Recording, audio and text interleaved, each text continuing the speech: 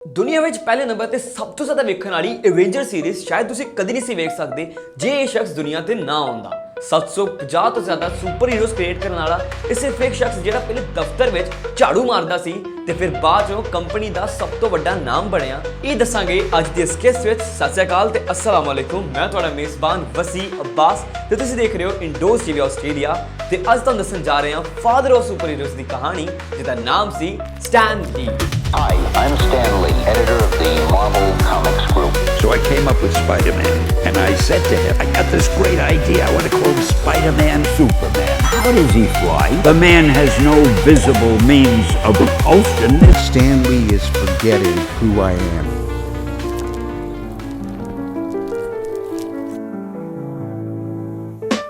December 1922 America ਦੇ ਸ਼ਹਿਰ New York ਵਿੱਚ ਸਟੈਨ ਲੀ ਮਾਰਟਿਨ ਲੀਬਰ ਦਾ ਜਨਮ ਹੋਇਆ। ਉਹਨੂੰ ਸ਼ੁਰੂ ਤੋਂ ਹੀ ਫਿਲਮਾਂ ਵੇਖਣ ਤੇ ਕਾਮਿਕਸ ਪੜ੍ਹਨ ਦਾ ਬਹੁਤ ਜ਼ਿਆਦਾ ਸ਼ੌਕ ਸੀ। ਇਸੇ ਤਰੀਕੇ ਦੇ ਨਾਲ ਜਦੋਂ 17 ਸਾਲ ਦਾ ਹੋਇਆ ਤੇ ਉਹਦੇ ਅੰਕਲ ਨੇ ਉਹਨੂੰ ਟਾਈਮਸ ਲਈ ਕਾਮਿਕ ਨਾਮ ਦੀ ਇੱਕ ਕੰਪਨੀ ਵਿੱਚ ਜੌਬ ਦਿਲਵਾ ਦਿੱਤੀ, ਜਿਹਦੇ ਵਿੱਚ ਉਹ ਕੰਪਨੀ ਦੇ ਸੀਈਓ ਦਾ ਅਸਿਸਟੈਂਟ ਬਣ ਗਿਆ।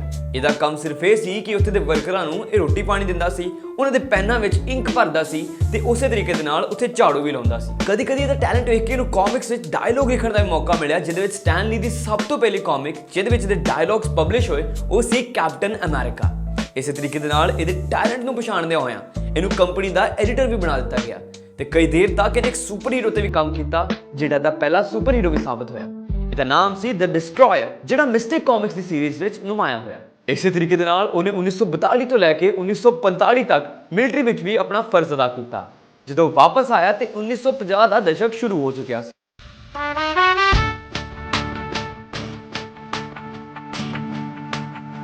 ਕੰਪਨੀ ਦਾ ਨਾਮ ਵੀ ਹੁਣ ਐਟਲਸ ਕਾਮਿਕਸ ਬਣ ਚੁੱਕਿਆ ਸੀ। ਉਹਨੂੰ ਕੰਪਨੀ 'ਚ ਵਾਪਸ ਆਉਂਦੇ ਐਡੀਟਰ ਮੁੰਤਖਬ ਕਰ ਲਿਆ ਗਿਆ, ਲੇਕਿਨ 50s ਦੇ ਐਂਡ ਤੱਕ ਉਹ ਆਪਣੇ ਕੰਮ ਤੋਂ ਤੰਗ ਆ ਗਿਆ ਸੀ। ਉਹ ਬਾਰ-ਬਾਰ ਇੱਕ ਕੰਮ ਨਹੀਂ ਸੀ ਕਰ ਸਕਦਾ ਕਿਉਂਕਿ ਇੱਕ ਕ੍ਰੀਏਟਿਵ ਇਨਸਾਨ ਸੀ। ਲੇਕਿਨ ਉਸ ਵਕਤ ਇੱਕ ਕਾਮਿਕਸ ਦੀ ਕੰਪਨੀ ਬਹੁਤ ਜ਼ਿਆਦਾ ਨੁਮਾਇਆ ਹੋ ਰਹੀ ਸੀ।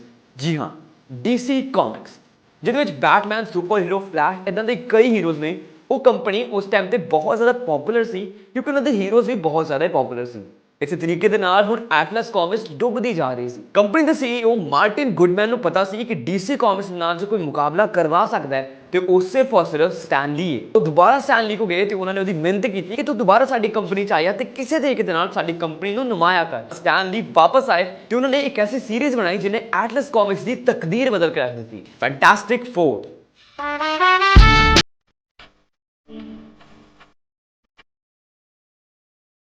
ਜੈਕ ਕਰਬੀ ਦੇ ਨਾਲ ਮਿਲ ਕੇ ਉਹਨਾਂ ਨੇ ਸੀਰੀਜ਼ ਬਣਾਈ ਜਿਹਨੇ ਐਟਲਸ ਕਾਮਿਕਸ ਨੂੰ ਇੰਨੀਆਂ ਉਚਾਈਆਂ ਤੇ ਪਹੁੰਚਾ ਦਿੱਤਾ ਕਿ DC ਕਦੇ ਸੋਚ ਵੀ ਨਹੀਂ ਸਕਦਾ। ਫੈਂਟਾਸਟਿਕ ਫੋਰ ਦੀ ਐਡੀ ਬਿਹਤਰੀਨ ਕਹਾਣੀ ਸੀ ਕਿ ਕਾਮਿਕਸ ਪੜ੍ਹਨ ਵਾਲਿਆਂ ਨੂੰ ਇਹ ਫਿਲਮ ਲੱਗਦੀ ਸੀ। 1960 ਦੇ ਦੌਰ ਵਿੱਚ ਮਾਰਟਿਨ ਗੁੱਡਮੈਨ ਨੇ ਕਿਹਾ ਕਿ ਤੂੰ ਕੁਝ ਐਸਾ ਸੁਪਰ ਹੀਰੋ ਬਣਾ ਜਿਹੜਾ DC ਤੋਂ ਸਾਨੂੰ ਹੋਰ ਅੱਗੇ ਲੈ ਜਾਏ। ਸਟੈਨਲੀ ਜਦੋਂ ਵਾਪਸ ਘਰ ਆਏ ਤਾਂ ਉਹਨੇ ਦੇਖਿਆ ਕਿ ਇੱਕ ਮੱਖੀ ਦੀਵਾਰ ਦੇ ਤੋਂ ਚੜ੍ਹ ਰਹੀ ਹੈ। ਮੈਂ ਸੋਚਿਆ ਕੁਝ ਐਸੀ ਪਾਵਰ ਦੇਵਾਂ ਮੈਂ ਆਪਣੇ ਸੁਪਰ ਹੀਰੋ ਨੂੰ ਵੀ ਕਿ ਉਹ ਵੀ ਦੀਵਾਰ ਤੇ ਚੜ੍ਹ ਸਕੇ।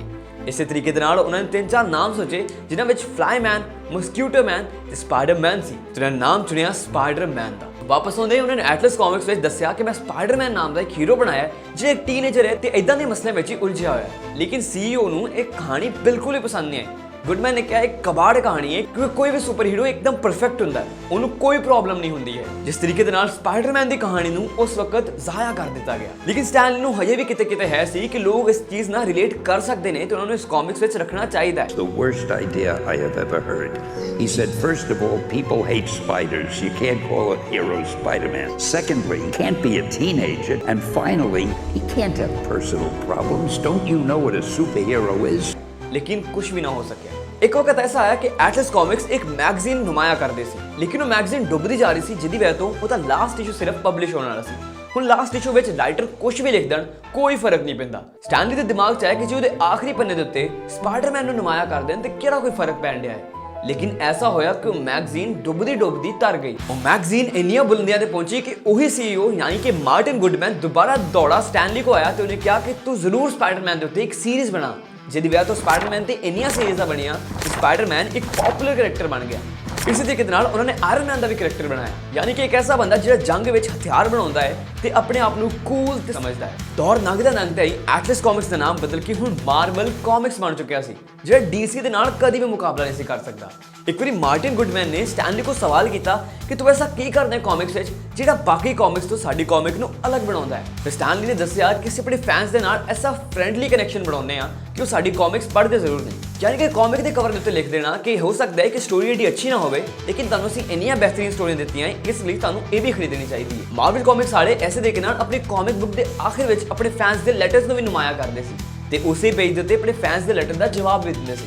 ਜਿੱਦਾਂ ਕਿਸੇ ਫੈਨ ਦਾ ਨਾਮ ਜੈਕ ਹੈ ਤੇ ਡੀਸੀ ਕਾਮਿਕਸ ਤੇ ਬਾਕੀ ਕਾਮਿਕਸ ਵਾਲੇ ਉਹਨੂੰ ਜਵਾਬ ਇਸ ਤਰੀਕੇ ਨਾਲ ਕਰਦੇ ਸੀ ਕਿ ਡੀਅਰ ਜੈਕ, ਲੇਕਿਨ ਮਾਰਵਲ ਕਾਮਿਕਸ ਵਿੱਚ ਉਹ ਲਿਖਦੇ ਸੀ ਹਾਈ ਜੈਕ, ਤਾਂ ਕਿ ਇੱਕ ਫ੍ਰੈਂਡਲੀ ਕਨੈਕਸ਼ਨ ਬਣ ਸਕੇ ਤੇ ਫੈਨਸ ਵੀ ਅੱਗੋਂ ਹਾਈ ਸਟੈਨ ਨਹੀਂ ਕਹਿੰਦੇ ਸੀ ਜਾਂ ਫਿਰ ਹਾਈ ਸਟੈਨਲੀ ਜਾਂ ਹਾਈ ਲੀ। ਮਾਰਵਲ ਕਾਮਿਕਸ ਦੀ ਬੁਲੰਦੀ ਦੇ ਪਿੱਛੇ ਰਾਜ਼ ਇਹ ਵੀ ਸੀ ਕਿ ਇਹਨਾਂ ਸੁਪਰ ਹੀਰੋਜ਼ ਦੇ ਵਿੱਚ ਉਹੀ ਪ੍ਰੋਬਲਮ ਸੀ ਜਿਹੜੇ ਆਮ ਇਨਸਾਨਾਂ ਨੂੰ ਹੁੰਦੀ, ਲੇਕਿਨ ਇੱਕ ਸਪੈਸ਼ਲ ਪਾਵਰ ਵੀ ਉਹ ਆਪਣੇ ਕੋਲ ਰੱਖਦੇ ਸੀ। ਮਾਰਵਲ ਕਾਮਿਕਸ ਵਿੱਚ ਇੱਕ ਕੰਟਰੈਕਟ ਸੀ ਸਟੈਨਲੀ ਦੇ ਨਾਲ ਕਿ ਉਹਨਾਂ ਨੂੰ ਹਰ ਸਾਲ $1 ਮਿਲੀਅਨ ਜ਼ਰੂਰ ਮਿਲਦਾ ਸੀ, ਲੇਕਿਨ ਇਸ ਤਰੀਕੇ ਨਾਲ ਹੋਇਆ ਕਿ ਮਾਰਵਲ ਵਾਲਿਆਂ ਨੇ ਆਪਣੀ ਕੰਪਨੀ ਕਿਸੇ ਹੋਰ ਨੂੰ ਵੇਚਤੀ ਤੇ ਉਹਨਾਂ ਨੇ ਕੰਟਰੈਕਟ ਖਤਮ ਕਰ ਦਿੱਤਾ, ਜਿਹਦੇ ਵਿੱਚ ਉਹਨਾਂ ਨੂੰ ਸਿਰਫ $500 ਮਿਲੀਅਨ ਮਿਲਣ ਲੱਗ ਪਏ ਤੇ 2000 ਵਿੱਚ ਉਹਨਾਂ ਦੀ ਪਹਿਲੀ ਫਿਲਮ ਯਾਨੀ ਕਿ ਦ ਸਪਾਈਡਰਮੈਨ ਆਈ, ਜਿਹੜੀ ਮਾਰਵਲ ਸਟੂਡੀਓਜ਼ ਨੇ ਪਬਲਿਸ਼ ਕੀਤੀ। ਉਹਦੇ ਵਿੱਚੋਂ ਵੀ ਸਟੈਨਲੀ ਨੂੰ ਕੋਈ ਪੈਸਾ ਨਹੀਂ ਮਿਲਿਆ। ਜਦੋਂ ਤੋਂ ਸਟੈਨਲੀ ਨੇ ਮਾਰਵਲ ਉੱਤੇ ਕੇਸ ਵੀ ਕਰਵਾਇਆ ਤਾਂ ਤੇ ਕੇਸ ਜਿੱਤ ਵੀ ਗਏ, ਜਿਹਦੇ ਵਿੱਚ ਮਾਰਵਲ ਨੂੰ ਉਹਨਾਂ ਨੂੰ $10 ਮਿਲੀਅਨ ਦੇਣੇ ਪਏ। ਇਸੇ ਤਰੀਕੇ ਦੇ ਨਾਲ ਸਟੈਨਲੀ ਦਾ ਹਰ ਫਿਲਮ ਵਿੱਚ ਕੈਮਿਓ ਵੀ ਕਰਵਾਇਆ ਗਿਆ, ਲੇਕਿਨ ਨਵੰਬਰ 2018 ਵਿੱਚ ਸਟੈਨਲੀ ਡੈਥ ਹੋ ਗਈ। ਸਟੈਨਲੀ ਦੀ ਦੁਨੀਆ ਤੋਂ ਜਾਣ ਤੋਂ ਬਾਅਦ ਮਾਰਵਲ ਨੂੰ ਵੀ ਇੱਕ ਨਵਾਂ ਰੁਖ ਮਿਲਿਆ,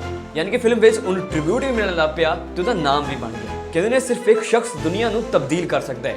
ਇਹ ਮਿਸਾਲ ਜ਼ਿੰਦਾ ਸੀ ਸਟੈਨਲੀ ਦੇ ਨਾਲ। ਤੁਹਾਨੂੰ ਸਟੈਨਲੀ ਦੀ ਕਹਾਣੀ ਸੋਚ ਕੇ ਕੀ ਇੰਸਪੀਰੇਸ਼ਨ ਮਿਲੀ, ਇਹ ਜ਼ਰੂਰ ਦੱਸਣਾ ਤੇ ਇਜਾਜ਼ਤ ਦਿਓ। ਦੇਖਦੇ ਰਹੋ ਇੰਡੋਜ਼ ਟੀਵੀ ਆਸਟ੍ਰੇਲੀਆ।